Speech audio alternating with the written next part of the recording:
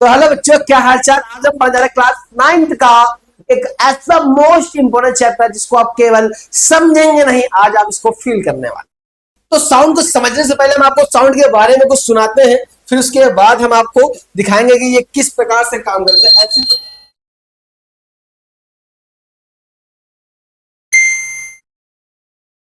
तो इस प्रकार की ध्वनि को तो आपने सुना होगा, है ना। अब ये ध्वनि किस प्रकार से जनरेट हो रही है, ऐसा आखिर क्या रीजन है और हमें इस प्रकार से सुनाई दे रही है, इसके बारे में जानेंगे। अभी हम आगे बढ़ते हुए, तो बने रहे हमारे साथ वीडियो के अंत में, ताकि हम समझ सके कि आखिर साउंड क्या होता है। और साउंड के चैप्टर को सुनने के साथ हम बेहतरीन तरीके से आज इमेजिन करने वाले हैं और ये हमारी लाइफ में किस प्रकार से इफेक्ट करेगा। चलिए शुरू करते हैं। क्या ऐसा कैसे हो जाता है कि अच्छे गानों को सुनते ही हमारा दिमाग एकदम फ्रेश हो जाता है। टेंशन में दिमाग होगा अगर तो भी फ्रेश हो जाता है ना। मजा आने थे तुरुरु तरारा गाना सुनते हैं ना। लेकिन कभी कभी जब कोई चिल्लाता है, चीखता है, हमारा मन नहीं होता कुछ बात करने का और गुस्सा आती है, पटक दे जाके, होता कि नहीं होता है। तो अलग अलग साउंड भी हमारे माइंड को कंट्रोल करते हैं, है ना। तो ऐसा साउंड के बारे में ही जानते हैं। नंबर एक, पहले बात करते हैं कि साउंड आखिर होते क्या है। ध्वनि के बारे में जानेंगे, ठीक है। तो ध्वनि को जानने से पहले बेटा हमें समझना पड़ेगा ध्वनि होती क्या है ना। तो यानी कि जो कुछ भी हमारे कानों से हम सुनते हैं, जो कुछ भी हम अपने कानों से सुनते हैं, वो सब ध्वनि सुनाई। जो कुछ भी हम अपने कानों से सुनते हैं सबको क्या कहते हैं? ध्वनि। हम बोल रहे हैं, आपको सुनाई दे रहा है, हाँ, इसे ध्वनि कहते हैं। तो ध्वनि एक प्रकार की क्या है? अनुभूति है। क्या है? अनुभूति, जिसको आप अनुभव कर सकते हैं। अच्छा, देखो होगा किसी किसी की आवाज बहुत ही सुरीली होती है, तो हम उसको क्या कहेंगे? भैया तुम्हारी आवाज तो बहुत बेहतरीन है, कोयल की तरह कुहू कुहू करती हो। लेकिन कुछ लोग की आवाज हमारी जैसी होती है बाबू भैया, है कि नहीं भाई। तब हमारे लोग की तरह की आवाज जो जिसको भाई उसका तारफ तो क्या होता है? ज्यादा होता है। अब ये क्या होता है किताब तभी आगे पढ़ेंगे हम लोग, ठीक है। तो अब बात करते हैं, नोट एक दिया गया, क्या कह रहा है? ध्वनि सदैव कंपनों के कारण उत्पन्न होती है, बिना कंपन के ध्वनि हो नहीं सकती। ठीक, यानी कि जो हम बोल रहे हैं ये सब कंपन की वजह से हो रहा है। किसकी वजह से हो रहा है? यानी कि आप देख पा रहे हैं हमारे पास एक टंग होती है, जीभ, है ना। हाँ हाँ, ये वही जीव है जो लड़कियों की चपल चपल चलती है, उसी की बात कर रहे हैं बेटा हम।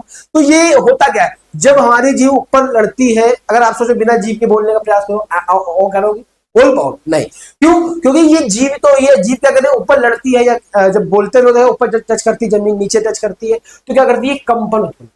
मतलब हम लोग जब बोलते हैं तो हमारे मुंह से क्या करता है? साउंड वाइब्रेशन के मोड में निकलता है। मतलब जैसे आप देखिए कभी, तो आप थोड़ा सा मुंह खोल के ऐसे करके चिल्ला कर देखिए, कसके देखना आपके यहाँ झंझनाहट होगी कि नहीं होगी। अरे वो दांतों झंझनाहट की बात नहीं कर रहे, बुढ़ापे वाले सेंसिटिविटी हो जाती है, वो अलग झंझनाहट की होती है, ठीक है। ठंडा खा लिया, गर्म खा लिया, सही झंझनाहट महसूस हो रही है मुझे, वो वाली की नहीं कर रहे बेटा, समझे। हम इसकी जो आपके लिप्स है, इस पर वाइब्रेशन महसूस करेंगे। अगर कसके से मुंह खोल के चिल्लाएंगे, चिल्ला के देख लीजिए आप, मेरे विश्वास में चिल्ला लिया ना, पढ़ लो चपेट, ठीक है। तो अब जब ये वाइब्रेशन हो रहा है, इसी वजह से तो हमें सुनाई दे रहा है। हाँ, कण मतलब वाइब्रेट करते तो हमें सुनाई, तो मतलब वाइब्रेट करते हुए क्या करते हैं? तो होता क्या है? कण कभी भी अपना पोजीशन को चेंज नहीं करता, पार्टिकल जहां पे है वहीं पे रहता है। लेकिन क्या करता है? जैसे नहीं मंदिर में लाइन लगाते हैं, जाके डायरेक्टली लगाए उसको, तो आदमी क्या करता है? अपनी जगह पे खड़ा रहेगा, धक्का दी आगे वाले को, आगे वाला किसी को धक्का देगा, उसके आगे वाला, उसके आगे वाला, उसके आगे वाला, धक्का महसूस होता नहीं होता। कई बार लोग सोचते तुम धक्का दे रहे हो क्या? तगड़ा आदमी तो क्या करता है? पकड़ता है, एड़ देता है। लेकिन धक्का आखिर जिसने दिया? लास्ट वाले कंपन, लास्ट वाले कंपन किया, तो उसी प्रकार से साउंड भी आगे की ओर वाइब्रेशन से क्या करता है? चलता है इस प्रकार, ठीक है। तो हम बात करते हैं ध्वनि का संचरण। ध्वनि किस प्रकार से एक स्थान दूसरे स्थान जाती है? तो ध्वनि के एक स्थान से दूसरे स्थान तक जाना ध्वनि का संचरण कहलाता है। ऐसा समझ में, ध्वनि का एक स्थान से दूसरे स्थान तक जाना ध्वनि का संचरण कहलाता है। फिर हमारे पास नोट दिया, क्या कह रहा है? ध्वनि को चलने के लिए माध्यम हो सकता है, मतलब बिना माध्यम के ध्वनि का चलना पॉसिबल नहीं है। मतलब जहां पे माध्यम नहीं होगा तो बेटा क्या वहां के कण कंपन करेंगे? जब वहां कोई कण ही नहीं है, आ रही ना आप तक, तो मतलब कि यहां से ध्वनि हम बोल रहे हैं जो, है ना, वो आगे कंपन करते हुए कहां तक आ रही? वो आप तक, समझे। कणों से लड़ती हुई आई, कहां से आ रही? कणों से लड़ती हुई आगे बढ़ती जा, लेकिन जहां पर इस एटमॉस्फेयर में वहां बोलना पॉसिबल नहीं। स्पेस में चले जाओ, जितना चिल्लाते रहो, एकदम बूता लगा दो, लेकिन एक भी अगल बगल कोई खड़ा होगा तब भी तो। फिलहाल तो वहां लोग स्पेस सूट पहन के जाते हो, अंदर से कनेक्शन होता है वॉकी टाइप का, मतलब वाईफाई से कनेक्ट होता है उनका, वो उससे बात करते हैं अंदर ही अंदर, के अंदर तो एयर भरी हुई है ना, तुम तो सांस नहीं पा रहा ऑक्सीजन, लेकिन बाहर नहीं रहती ध्वनि, ठीक है। तो स्पेस में खड़े होकर अगर आप बोलते हैं, चिल्लाते हैं, तो उसकी आवाज आपको सुनाई नहीं देगी, क्योंकि वहां पे माध्यम उपस्थित नहीं है, ठीक है। फिर तरंग क्या होती है? तरंग किसी भौतिक माध्यम में उत्पन्न विक्षोभ, हलचल, जो अपना स्वरूप बिना बदले माध्यम के एक स्थान निश्चित चाल से आगे बढ़ता है। अब आपने कहा इससे अच्छा कब होता है, तो आपने कभी ना कभी एक पत्थर को तालाब में, नदी में, बम्बा में कहूं तो फेंक लिया, है ना। जब पानी में किसी पत्थर को फेंकते हैं तो देखा होगा एक ऐसे गोला बढ़ता आगे, है ना। गोला क्या करता है, फिर आगे आगे आगे बढ़ता जाता है। यानी कि तुमने वो कण लिया और उसको पत्थर को पानी में मारा, उसमें क्या उत्पन्न कर दिया, विक्षोभ, हलचल। क्या उत्पन्न कर दी, हलचल। जो देखना तुम्हें एक चीज ये भी देखना गौर करके, वो धीमे धीमे धीमे धीमे आगे जाएगा, फिर यहाँ से नया उत्पन्न होगा, फिर वो कहाँ जाएगा, आगे जाएगा। यानी कि एक निश्चित चाल से क्या करता रहता है, वो आगे बढ़ता है। वो आपने क्या कि द्रव में तरंगे उत्पन्न कर दी। क्या उत्पन्न करती है, द्रव में तरंगे उत्पन्न कर दी। आया आपको यहां तक समझ में। अब आगे हम बात करते हैं नोट पॉइंट। नोट क्या कहता है, तरंगों द्वारा केवल ऊर्जा तथा संवेग का संचरण होता है, द्रव का नहीं।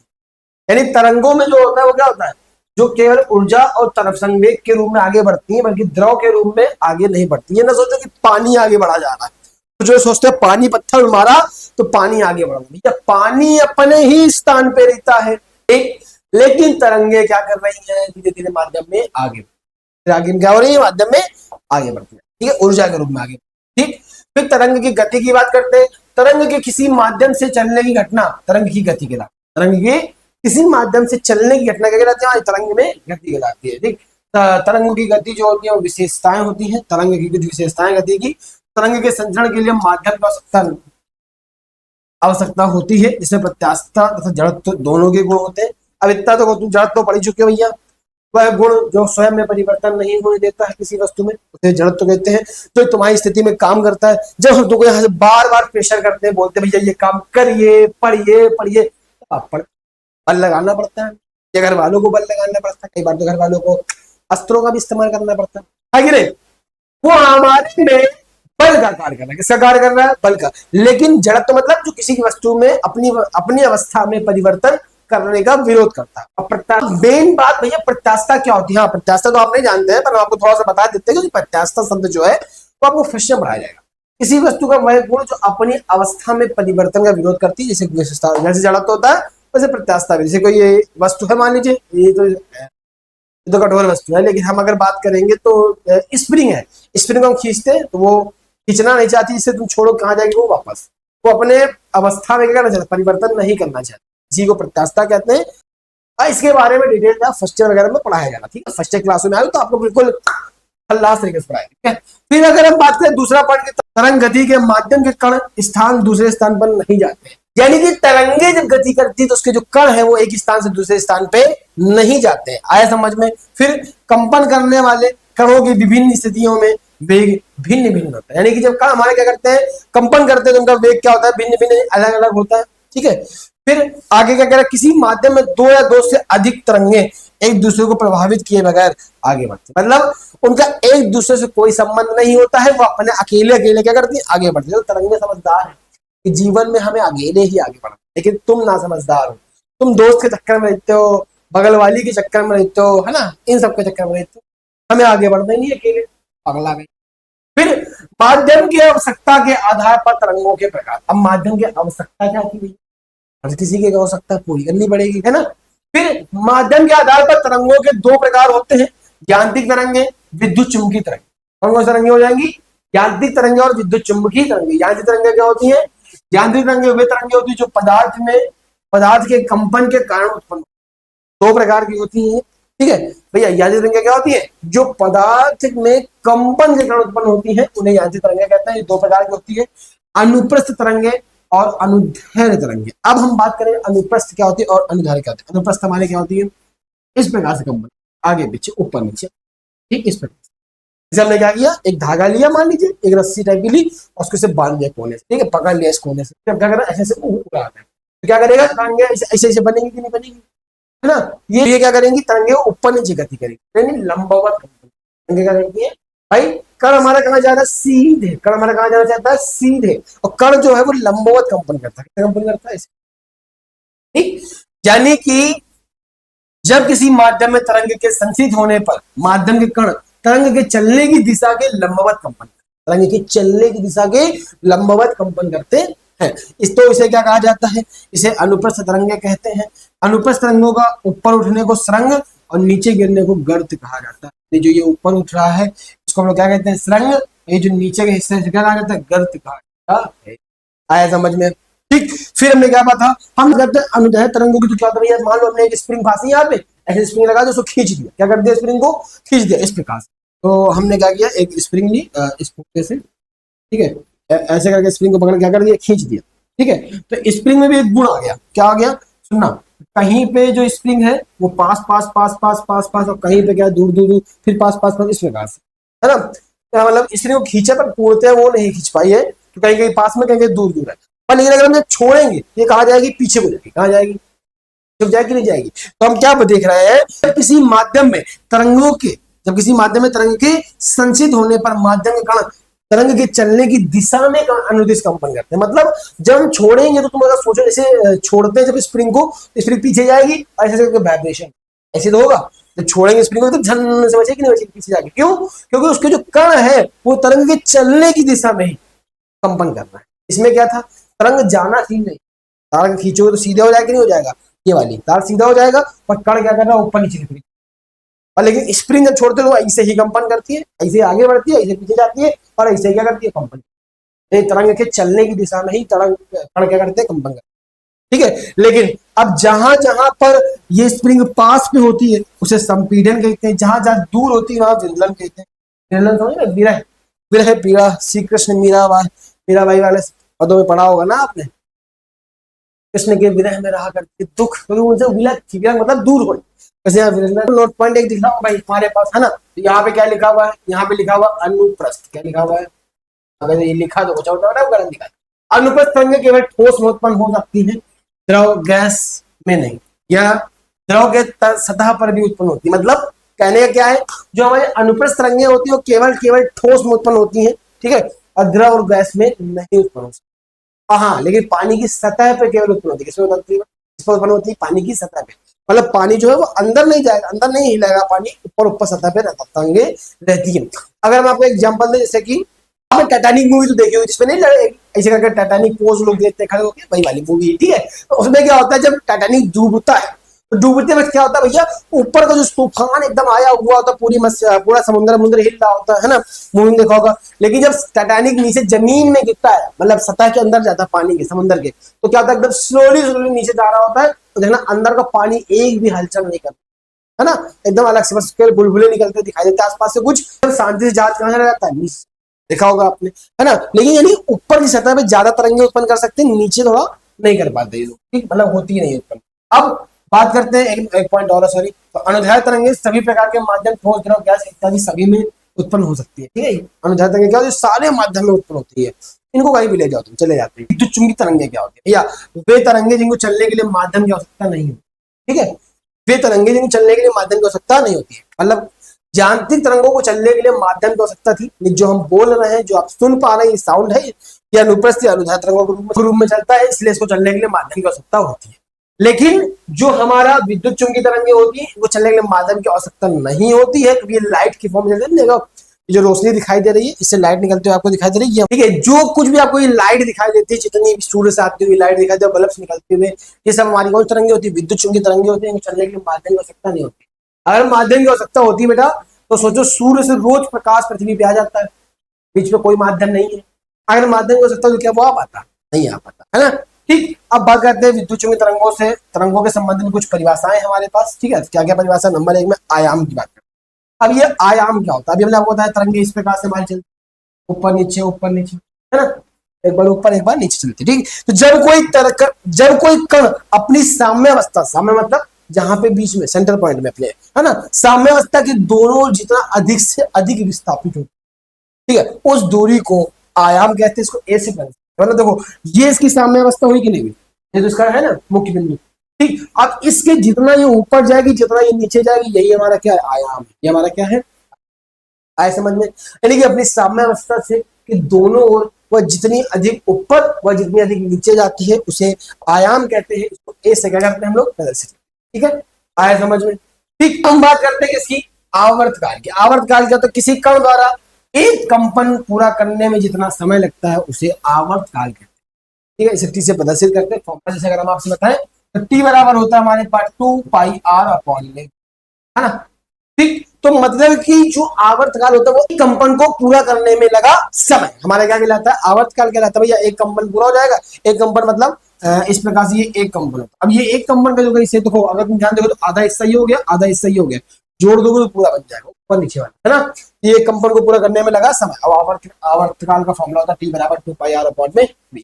अब बात करते हैं आवृत्ति की। आवृत्ति क्या होती है, किसी कण द्वारा एक सेकंड में तय किए गए कंपनों की संख्या। अब एक सेकंड में जितने कंपन करेगी उसे क्या कहते हैं, आवृत्ति कहते हैं। अब आपको लग रहा होगा कि भैया एक सेकंड में कितने ही कंपन कर सकती है। सोचो ये आवाज जितनी देर हम बोल रहे हैं, जितनी देर हम ये बोल रहे हैं, मान लीजिए बड़ा हॉल है, तुरंत आपको सुनाई देगी, जो हम बोलेंगे तुरंत आपको कानों सुनाई देती है। मतलब एक सेकंड में कितनी जल्दी वो पहुंच गई, कितनी तेज कंपन कर रही है कि नहीं। एक सेकंड में कई बार लाखों कंपन, है ना। तो कंपनों की संख्या उसी के कहते हैं, आवृत्ति कहते हैं, ठीक है। इसको एन से प्रदर्शित करते हैं, किससे करते हैं, एन से प्रदर्शित। अब देखो, लेकिन हाँ, हम लोग क्या करते हैं, हमारी जो ध्वनि होती है वो 20,000 हर्ट्ज से लेकर 20,000 हर्ट्ज तक के बीच में होती है। 20 हर्ट्ज से लेकर 20,000 हर्ट्ज तक आवृत्ति वाली होती है। 20,000 के नीचे की ध्वनि को हम नहीं सुन सकते, 20 के नीचे ध्वनि नहीं सुन सकते, और 20,000 के ऊपर की ध्वनि को हम नहीं सुन। हमने भी आपको दिखाया था, ठीक है। आप समझते कैसे, तो यानी कि जो भी ध्वनि हमारी है, अगर वो 20 के नीचे है तो वो हमें सुनाई नहीं देगी, अगर 20 के ऊपर है तो हमें सुनाई नहीं देगी। क्यों, इसके बीच की ध्वनि सुनाई देती है। जैसे मधुमक्खी वगैरह की जो आवाजें होती है, मच्छर वगैरह की आवाजें थोड़ी सुनाई देती है, वो 20 के लगभग करीब होती है। लेकिन इसके नीचे भी जो आवाजें होती है, और बहुत सारी आवाजें होती है, कई प्रकार की वाइब्रेशन टाइप की होती है, जो हमें सुनाई देती है। अगर हम आपको दिखाएं तो हम देख पा रहे हैं, जैसे मान लीजिए ये 16 है लगभग, ठीक है। तो पर हमें लगभग 20 के ऊपर की ध्वनि हमें सुनाई देना चालू होती है, ठीक है। लगभग 20 से जो ध्वनि स्टार्ट होती है वो हमें सुनाई देना चालू होती है। देखिए ये 32 है, पर क्या हमें सुनाई देगी, नहीं। अगर हम इसको चालू करते तब भी आपको सुनाई, बिल्कुल फुल साउंड है, देखिएगा, देखिए। अब हमने जैसे 65 वाली चालू करा तो भी थोड़ा डबल नाक तरफ सुनाई देती है, लेकिन 130 वाली का चालू करा, मतलब जो ध्वनि हमारी 100 के पार हो गई तो हमें सुनाई देना क्या हुआ, चालू होता है। जैसे कि अभी देखिए, बस, है ना। फिर ये हम कितने, लगभग ये 1,000 की ध्वनि चालू, है ना। ये बहुत बार हमने सुनी होगी न्यूज। अगर हम बात करें कि अगर 8,000 की ध्वनि का हम सुना सकती है, ठीक, 4,000 की ध्वनि में हम, लेकिन जैसे हम 16,000 के आसपास पहुंचे,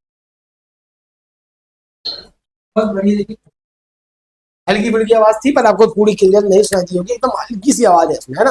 मतलब जैसे जैसे हम 20 से स्टार्ट करते हैं तो शुरुआत ध्वनि हमें नहीं सुनाई देती है, और लास्ट में पहुंचते पहुंचते ध्वनि हमें नहीं, 20 के बाद हमें ध्वनि सुनाई नहीं देती है।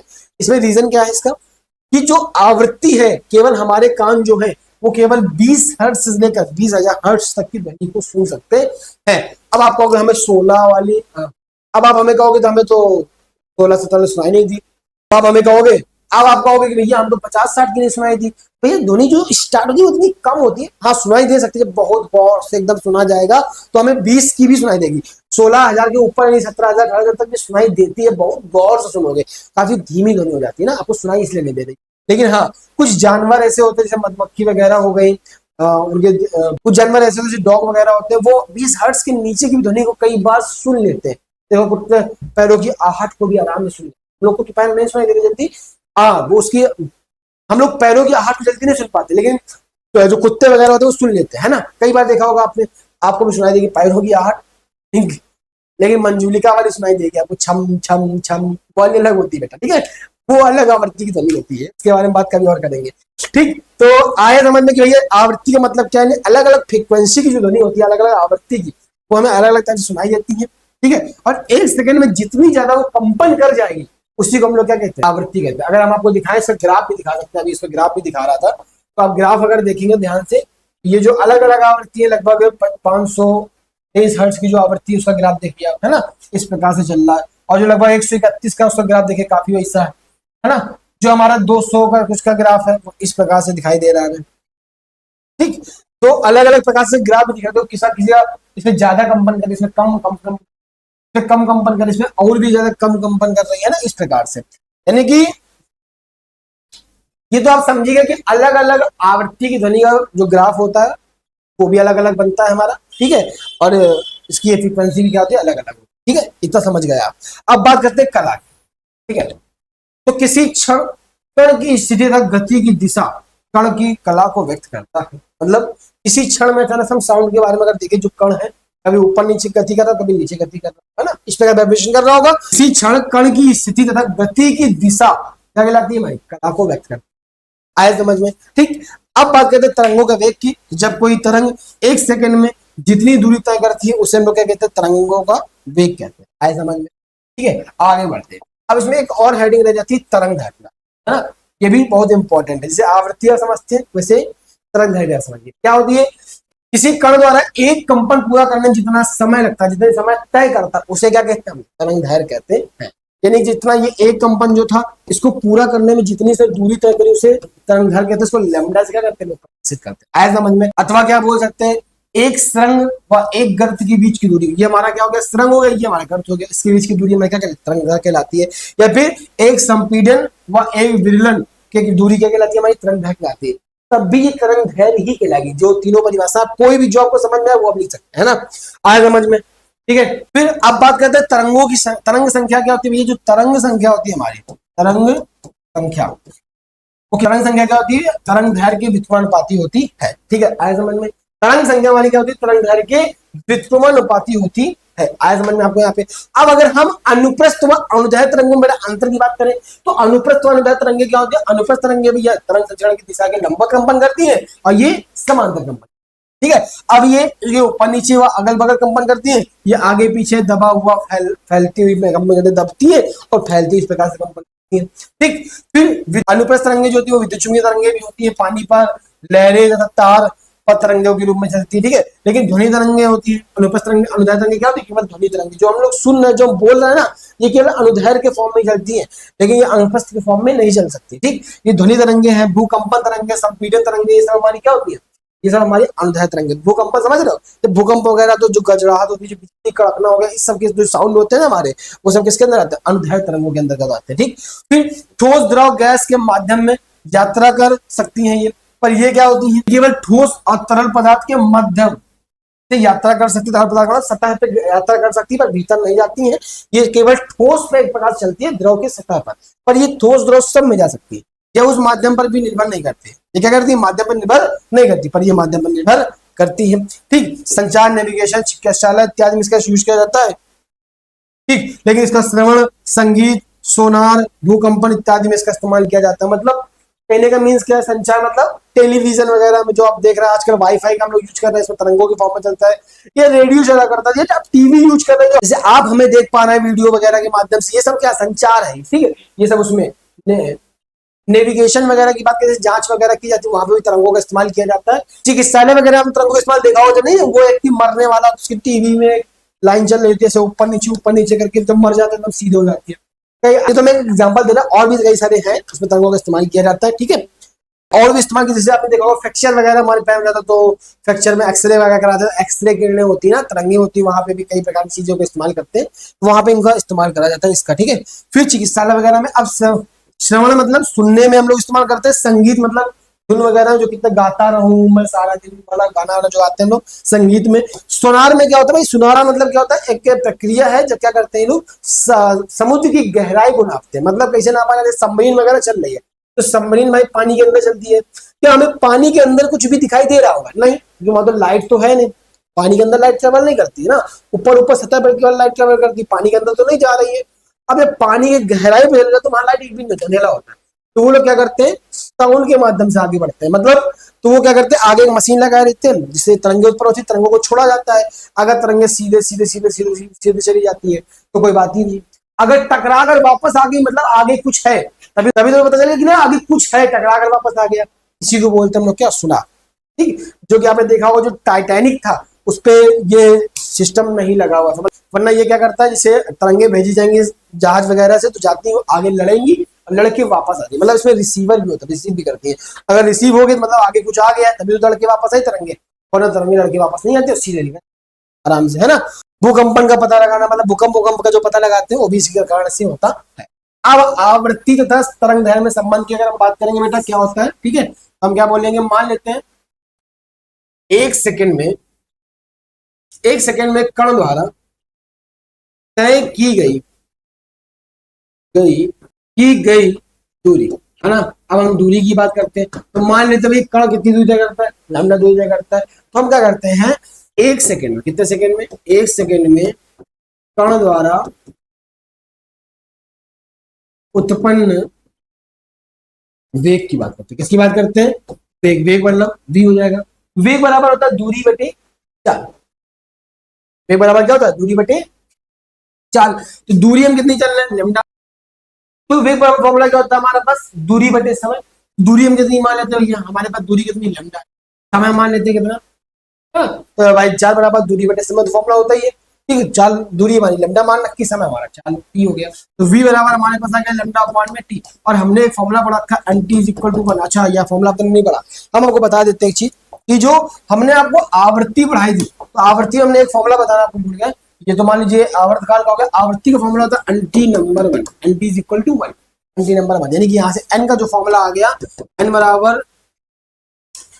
बराबर जो आया हमारे पास वो आया 1 अपॉन में, ये हमारे क्या आ जाएगा इसका फॉर्मूला।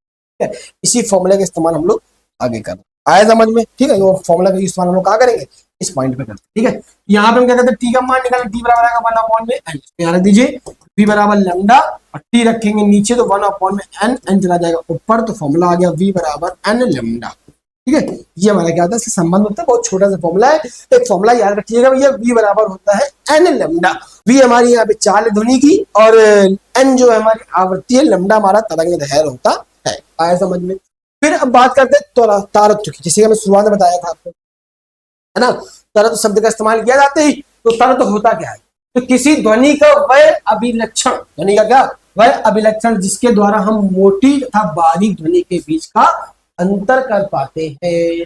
मैंने बताया था भैया, मैं गाता रहूं, तो प्यारी सी मधुर सी कोयल सी आवाज होती है, बारीक आवाज होती है, और एक बारीक सी आवाज होती है जैसे हमारी लग है। ये हमारी भाई सब क्या है, ये हमारे पास बारीक और मोटी ध्वनि में क्या करता है, अंतर बताता है। इसी को क्या बोलते हैं, तारत्व। ठीक है, इसका तारत्व भैया होगा, ज्यादा होगा, जिसका तारत्व जितना ज्यादा होगा उसकी ध्वनि उतनी मधुर, जिसका तारत्व जितना ज्यादा उसकी आवाज उतनी छोटी मोटी। मतलब भैया देखा हो कई बार, मेरा गला बैठ गया, बोलते हैं मेरा गला बैठ गया, गला बैठ गया मतलब तारत्व कम हो गया। तारत्व क्या हो गया, कम। अब तारत्व कम, तो गला जब बैठ जाता, हेलो भैया, ऐसी दवा निकलती है ना भयंकर वाली। तो जब तारत्व बैठ जाता है, मतलब गले में तारत्व कम हो जाता है, हमारी आवाज क्या होती है, परिवर्तित हो जाती है। तो तारत्व अच्छा नहीं आई रहता है, तो हम लोग बढ़िया एकदम मधुर आवाज से बोलते हैं। तो आप देख ही लिया भाई साहब, आगे बढ़ा जाए। ठीक, ध्वनि का तारत्व उसकी आवृत्ति पर निर्भर करता है। ठीक है, ध्वनि की आवृत्ति जितनी अधिक होगी उसका तारत्व तो उतना ही ऊंचा होगा। ठीक है, अब ध्वनि की प्रबलता की बात करते हैं। प्रबलता क्या होती है, ध्वनि की प्रबलता अथवा मृदुता तरंग तरंग के आयाम से तय होती है। आयाम जितना अधिक होगा उसकी प्रबलता उतनी ही अधिक होगी। मतलब प्रबलता अगर बढ़ानी है, प्रबलता मतलब उसकी, जैसे ध्वनि का आयाम है, किसी का आयाम ऐसा बनना है उसकी प्रबलता ज्यादा, लेकिन किसी का आयाम ऐसा बनना है उसकी प्रबलता कम। मतलब अगर हम तेजी से बोल रहे हैं उसकी प्रबलता ज्यादा, अगर हम धीमे धीमे बेटा बोल रहे हैं तो उसकी प्रबलता क्या हो जाएगी, कम, है ना। आए समझ में। ठीक, अब ध्वनि की तीव्रता की बात कर लेते हैं। तो किसी एकांक क्षेत्र से, किसी एकांक क्षेत्र से एक सेकंड में गुजरने वाली ध्वनि ऊर्जा, ऊर्जा की तीव्रता कहलाती है। एकांक क्षेत्र से गुजरने वाली ध्वनि ऊर्जा हमारी कहलाती है, ध्वनि की तीव्रता कहलाती। आए समझ में। ठीक, अब हम बात करते हैं ध्वनि की बूम क्या होता है। बूम मतलब एकदम ब्लास्ट जहां पे होता है, भयंकर आवाज तेजी से, वायुदाब में परिवर्तन होने के कारण बहुत तीव्र एवं प्रबल ध्वनि उत्पन्न होती है, जिसे ध्वनि बूम कहते हैं। आए समझ में। कई बार आपने किया होगा, जैसे फ्रूटी वगैरह बच्चे पी लेते हैं तो उसको ऐसे पैर से में रख कर जमीन से ऐसे मारते हैं, भट्ट से आवाज आती है ना। तो किया कि नहीं किया आपने, है ना। फ्रूटी वगैरह में कई बार किया होगा। तो क्या होता है, जब पैर से रखते तो फूट जाता है। फूटता कैसे, क्या प्रेशर किया जो अंदर की एयर थी, अंदर तो क्या प्रेशर की वजह से एकदम बाहर निकली, उसे बोलते हैं ध्वनि बूम। आया समझ में। तरंगों के परावर्तन की बात करते हैं। जब ध्वनि किसी माध्यम से गुजरते हुए किसी अन्य सतह से टकराती है तो वापस लौट जाती है, तो इसे ध्वनि परावर्तन कहते हैं। आपने देखा होगा, ठीक है, हिल्स वगैरह में जब आप जाते हैं तो वहां पे लोग चिल्लाते हैं हेलो हेलो हेलो हेलो, कई बार वापस आती है आवाज ना, हेलो हेलो हेलो हेलो। ये हमारे ध्वनि का क्या होता है, परावर्तन होता है। मतलब ध्वनि का परावर्तन कहाँ पे, तो देखा होगा जब सिनेमा घर वगैरह में आप जाएंगे या फिर कहीं पे जब जहाँ मोटिवेशनल वगैरह स्पीकर जो होते हैं स्पीच देते, जो एक हॉल बनता है उसकी छत थोड़ी ऐसे रखी जाती है, जैसे मस्जिद वगैरह में, मंदिर वगैरह में ऐसी बनाई जाती है। तो वहां पर आवाज थोड़ी गूंजती है, देखा मंदिर वगैरह जयकारा लगा देता है, भयंकर तेज आवाज आती है ना। ठीक, तो वहां पे परावर्तन होता है इस वजह से। समतल द्वारा ध्वनि का परावर्तन की बात करेंगे तो जब ध्वनि किसी माध्यम से गुजरते हुए किसी अन्य सतह से टकराती है तो वापस लौट जाती है, इसे ध्वनि द्वारा परावर्तन कहते हैं। समतल में मतलब किसी नॉर्मल दीवारों पर टकरा के धनु वापस आ रही है, उसे भी परावर्तन कहते हैं। कई बार आपने देखा होगा हम लोग जैसे माइक वगैरह इस्तेमाल करते हैं तो मान लीजिए यहाँ पे परावर्तन नहीं हो पा रहा है स्टूडियो में, लेकिन अगर आप रोड वगैरह में जब किसी नॉर्मल कमरे में शूट करते हैं तो आवाज गूंजती है, माइक से भी आवाज खराब आती है क्योंकि वहां पे ध्वनि क्या परावर्तन होता रहता है इस वजह से। ठीक है, आए समझ में? ठीक, अब हमारे ख्याल से ऐसा नहीं लगता कि ध्वनि में कोई भी आपको डाउट रह गया होगा। अगर ध्वनि चैप्टर आपको अच्छा लगा, समझ में आ रही है लाइक चैप्टर को, तो वीडियो को भी लाइक करें, शेयर करें और सब्सक्राइब कर लें। ठीक है, तो मिलते हैं हम लोग अगले एपिसोड।